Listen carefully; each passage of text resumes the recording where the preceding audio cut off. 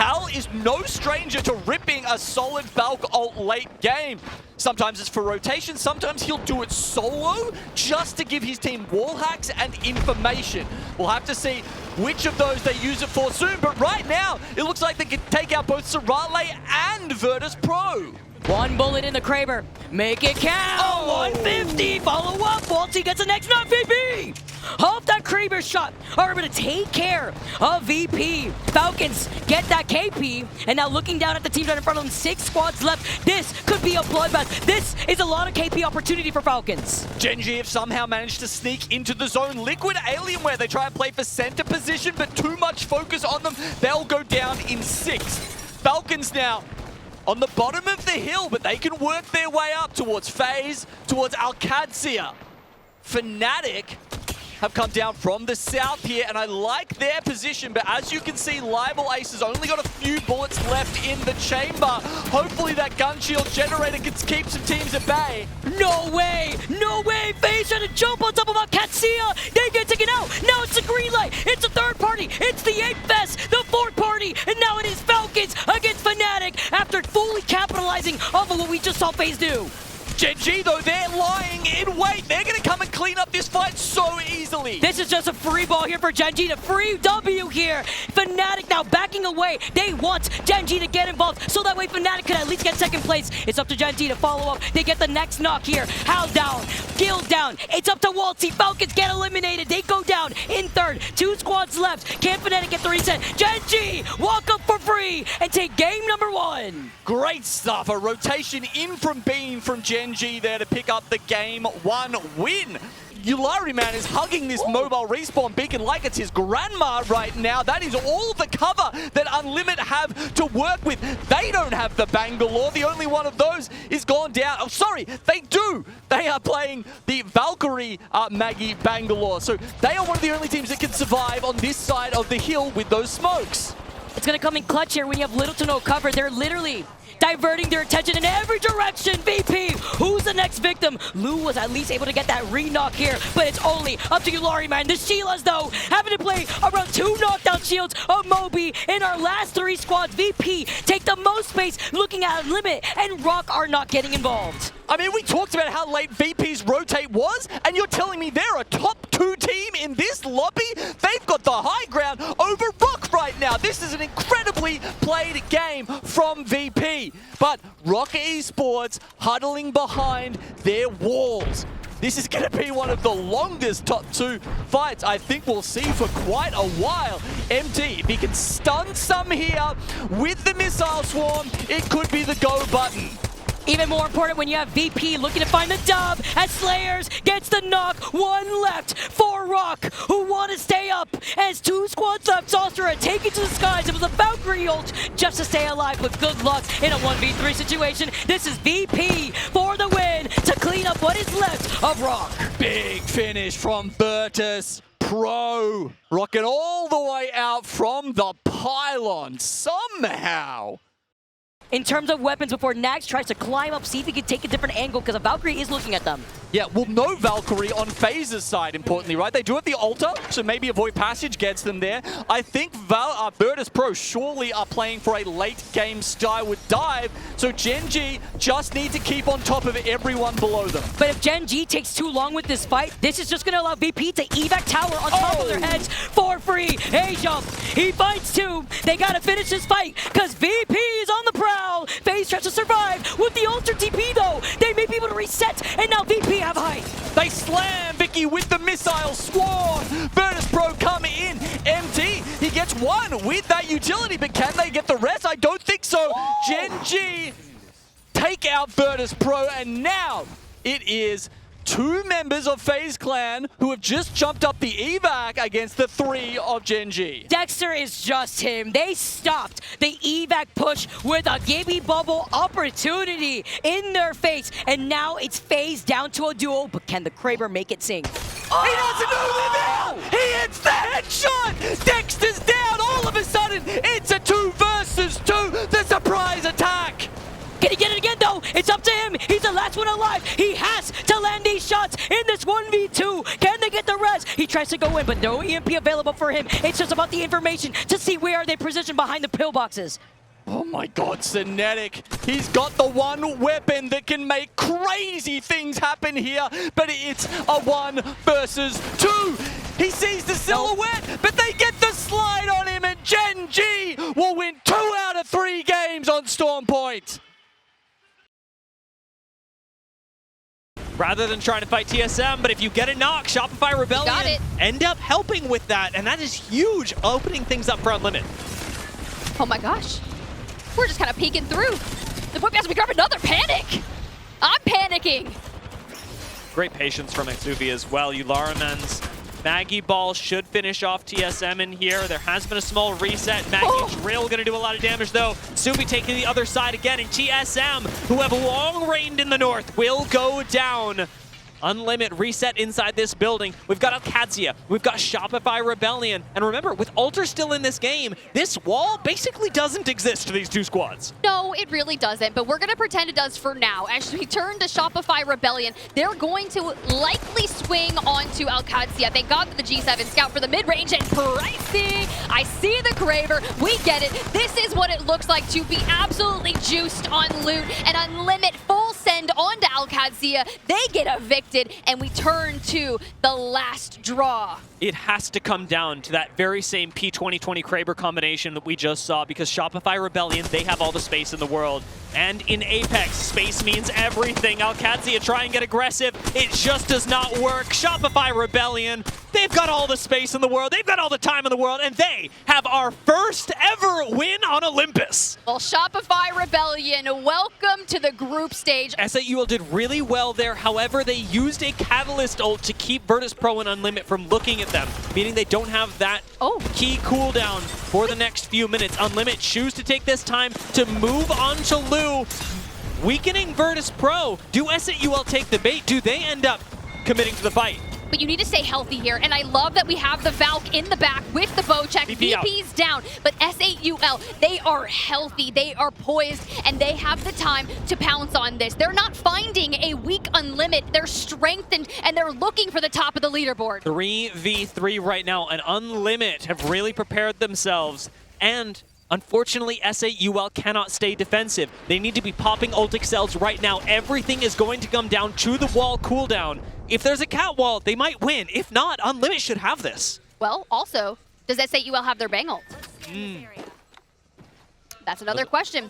Suppose we'll find out. No Valk ult for Unlimit, we know that. See what Exuvi's able to do. If he can open something up, that would be great. Remember, Maggie Drill is going to be really important as well, especially for denying angles, ways to swing. For right now, SAUL have this cover, but the zone is very soon going to deny them that little leisure. Still trying to hold an angle if they can. Maybe weaken with the Riot Drill. There goes the wall. You were asking about it, and immediately the cross comes through. We start investing the G7 straight through a couple Sky Grenades. Wait, a couple? Bro had 8! Ooh, 100 banger! But they can't push through the wall just yet. SAUL have the time to heal up on the other side of this. Nobody from Unlimit wants to get too close. Ularaman, the one who's going to have to open things up. Watch the ball cool down. Just making sure that SAUL don't play the low ground. They find out they're on height, and Ularaman going to swing up, but Exuvi's already down. He's down. We're going to have to answer on back. We use the Maggie Ball. There it is, the boink. But can we pop the bat here and stay healthy through their bang ult? The pop comes through. We hop onto the high ground. So much clutter, and they're holding steady, holding throughout. It's all on the back, Yulari, man. There goes Jesco, and Unlimit, they take the map. Ularaman is a monster! My God! Moving Unlimit to the win. It seems so doomed. SAUL could look for a win here.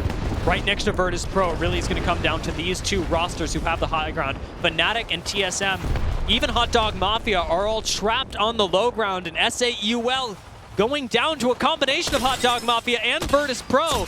It's going to be tough for them. TSM will fall. A nice nade from Yuka F to finish them off as SAUL get pushed out of the lobby by the Hot Dog Mafia. There is a good chance that Fnatic convert this to a win. They hold the space. They've got a pylon down. They have a triple take to keep that pressure, but they have to deal with VP, who is also on the height. In the last game of their group stage, in their last game on Olympus, will Fnatic convert into a win? With virtus.pro losing Lou, they very much could. A huge break from Yuka and a takedown! Fnatic are fighting for the high ground!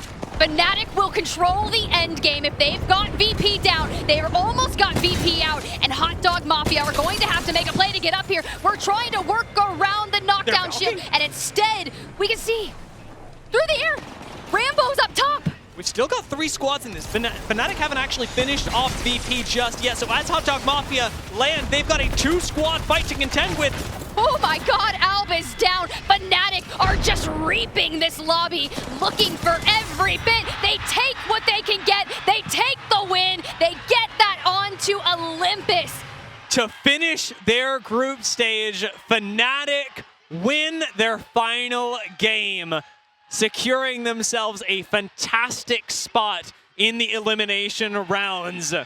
Boogie Borders still trying to get things to work here inside the zone as well. Couple of kills going their way, up from this high ground. They're probably thinking, can we play this one late? Can we wait for teams to expose themselves, pick up those KP, and then try and move in? Team Mango will be the next to fall. 7 squads remain. 7 squads left in the final circle. Make it 6. I was going to say, the dust has to settle at some point. You really need to kind of weed out the weaker teams who are not in a position to actually play this final zone. Now I think we finally got there with 6 remaining, with Sentinels being the next to fall. So 11 seconds until this zone does begin to close. GG are on the furthest edge, as are all of these teams on the building like Go Next, and you're going to see Boogie Borders there as well that have to move. But Wolves and Supernova, they're the most central at the moment. They will be the ones who have to move the last here. I mean, GG are in a really good spot here just because everyone else has to move towards them. Yeah.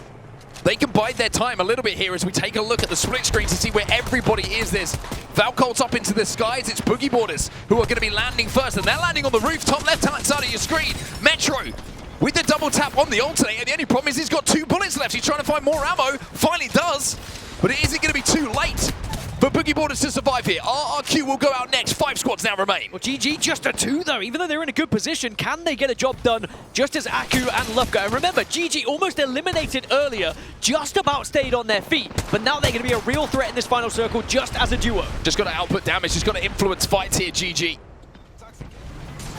There's going to be a lot of teams that are damaged. One of those is going to be Go Next to Supernova move in. The P20s in the Crable, we said how it could influence this endgame. Well, you're seeing it right now. That's going to be Go Next, who are next to fall. 4 squads remain. Wolves Esports in the sky at the moment, but they have to land as GG will place their wall and they will begin to build their fort, hoping they can do this job. And Wolves, they land and they get absolutely obliterated when they do. GG doing a fantastic job as a duo here, just to survive, just to thrive, and Boogie Borders will be next out. We're into our top 3.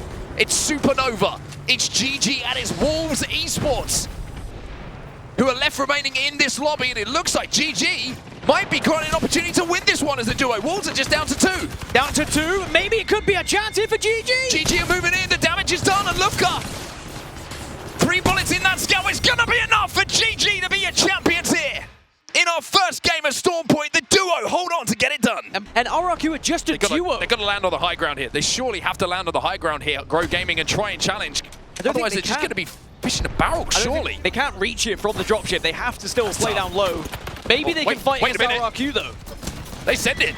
And RRQ are down. It's a combination of teams and players who contribute to them falling, and Grow Gaming should be able to get a reset here, but the Caustic ult now comes in from distance, and Grow are in a rough spot. All the meanwhile, Oblivion have been able to just slowly go about their business, go underneath Supernova and find themselves in the center of the building. But the zone is going to move just southwest of the building. You are not going to be able to play inside of it for this final zone.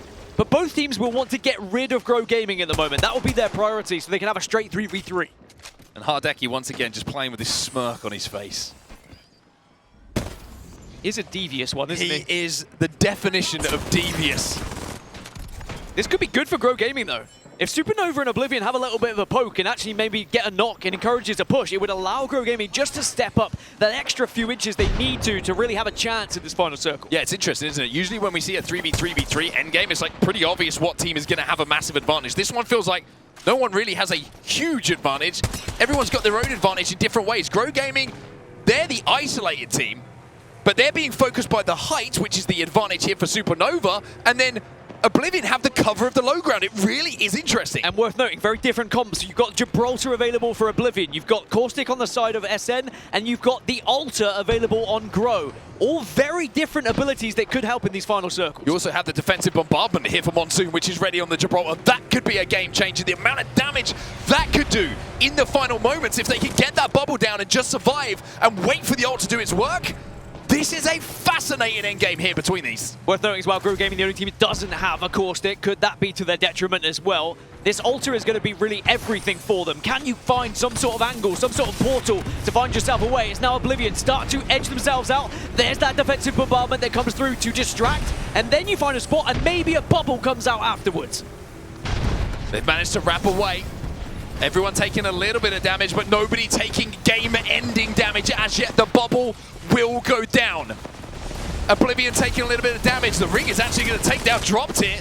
And Supernova looking to take players out of the sky. Blinkster will be next. Oblivion will be the first to fall. And it looks like Supernova are going to be in position to close out game number 2. They will do it. Supernova, champions here on Storm Point. And it's Amiya again who are at the top of the pile. And just to put it in perspective, Crazy Thieves are 44 points away from Wolves Esports right now.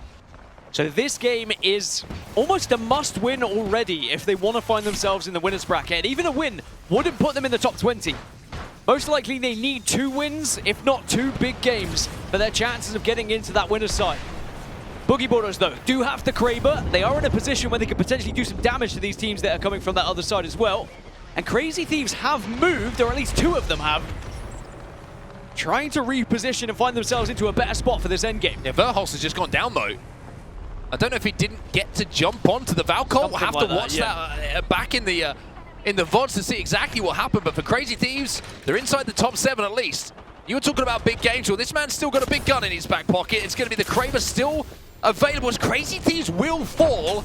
Is that a mistake for them? We'll have to go back and watch it. Legacy will fall as well. We're into our top 5. Boogie Boarders now up into the sky. Can they find any playable space? They're going to get a lot of information. Jumping on a team that's fighting is always a good decision to make here. They want to take this KP. They want a third party. This is Oblivion, who are going to fall probably after Citadel Gaming. Monsoon last alive. He'll go down as well. Beautiful decision-making coming out of the Boogie Boarders. And the Kraber's still in the hands of Raki here. And who's still alive? Supernova still alive. Could it be another victory for the Amiya squad? Boogie Boarders, Grow Gaming, the other 2 teams, but Boogie Boarders just a 2. Oh my! Raki doing some big work. Goes for the no-scope himself. Panna's going to be last alive, though. With barely any HP to work with, he'll go down. It's a 3v3, but Supernova moving in, just cleaning up the final remaining member of Grow Gaming, and it's back-to-back for Supernova. They are looking deadly in this lobby. Now looking down at Supernova, I believe Oblivion are still coexisting right below them. Go Next backing away. The Stinger Bolt has been called in right in front of their face, slowing things down just a bit, but also buying space as Go Next now have the time to set up right in their face here with these amp walls. And a wall is separating them, Supernova, with Oblivion underneath. Just a cheeky peek. If they can get a knock here, that might be enough to secure this whole side of the zone for them. See the Seer tacticals too right below them. We know that that's what Monsoon is on here, as well as they hears the fighting happening right above their heads. See the macro drones detected once again. Go Next trying to get the res onto Henchman. Light giving him suppressed fire. They're playing Ring Around the Rosie around this wall specifically. And now Oblivion are trying to make the move to Blinkster. Being on his favorite legend gets demolished. Literally one clipped. How many times have we had that criticism? He's going for these kidnap plays, and sure, sometimes they work, but is it worth him getting knocked there? Luckily, no one follows him through. They get the res off, and it doesn't hurt them, but man, that was close. Imagine if someone finished him there. Also looked like that their Watson has the support perk here too. Comes in clutching just with a quick reset as we tune in to Go Next now, still on top of Oblivion. They know where Oblivion is now after those plays, and Grow Gaming are right alongside them. The zone closing in. Eventually, Grow Gaming will have Oblivion in their line of sight while Go Next can focus on the action happening right above their heads. Oh, nice little catwall here from Mango. They've been chilling on the low ground for the longest time, but now they have to make their move. The ultimate comes in clutch. GG goes down. Finally, them and Sentinels get the conclusion to their battle. Grow Gaming makes their move. Looks like they're coming down now towards Team Mango. calmness though before they start inching forward. They hear the Sheila after Henchman gets that knock onto one of the members of Grow Gaming. Saltier Seer attack over to the other side here while Loader's gonna be able to follow up, get Strafing Flame. 4 squads remain after Grow Gaming gets knocked. Only Crumbs left to see if he can get the reset, but he's gotta look at Go next as he wrapped right behind him, and Oblivion, after forcing their way from the low ground, now having to go right back around from the Wraith portal, just delaying what they can, playing off these knockdown shields. Oh, they'll get a top 4. We still got Go Next, Team Mango, and Sentinels somehow are the one team that have made all the way out of those buildings. And Loader only has 23 bullets in that car. He's got to help the Magic with a triple take, and that's all he needs with a beautiful nade. As Sentinels, they wake up, and they get the dub. And because Wolves are on the other side, they don't see Oblivion in their line of sight. They hear them fighting, and now they have to poke their heads to look at Crazy Thieves, who are playing off the lip of the stairs with a hedge glitch. And Crazy Thieves, they know there's still 3 teams alive. They can't commit too heavily to this, or it'll just all be up to Wolves, who have had the little reset time now to come back in and take the dub. So they poke, they prod one by one, they try and wear Oblivion down to make sure that they are still healthy when they take on Wolves for the final 3v3. Crazy Thieves have been trying to frag out this game. 8 KP thus far, 4.3k damage across the board in total for this team. Wolves Esports now with Full Blue looking to try to extend on this fight. Is there actually time now for Wolves? Have they waited too long? Maybe they will get pushed out of cover before Oblivion, who have somehow lived through the assaults from all these different teams. Let's see where X marks the spot if we have double catwall. As this final zone closes in, Crazy Thieves, they make the first move. They look over to the right side, Jen being on that Mad Maggie. You can imagine too with the Wrecking Ball, Thermite at their feet. Monsoon now moves in. He doesn't have Seer ultimate, he doesn't have info, but he has a tactical, has Blinkster, gets that knock onto Phony.